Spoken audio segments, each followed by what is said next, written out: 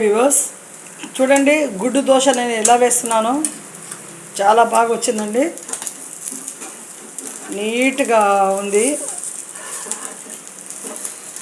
ఇలా క్రమేణా బాగా వేసేసి ఎప్పుడైనా సరే ఇలా తిప్పాలా, బాగుంటుంది.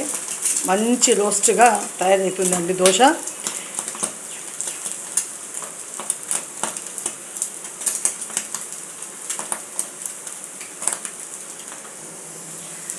కారం పెట్టి గుడ్డు దోశ మీద కారం వేసి ఆ తర్వాత పప్పుల పొడి వేసి చూడండి, పైనుంచి ఇలా ఆనియన్ కూడా వేస్తే అది గుడ్డు దోశ కమ్ ఆనియన్ దోశ అయిపోతుందండి. రెండు కూడా అయిపోతాయి. గుడ్డు ప్లస్ ఆనియన్ దోశ అయిపోతుంది. చాలా మస్తుగా ఉంటుందండి. ట్రై చేయండి, తినండి. పైనుంచి కొద్దిగా మళ్ళీ ఆయిల్ వేయండి, ఆ విధంగా బాగుంటుంది.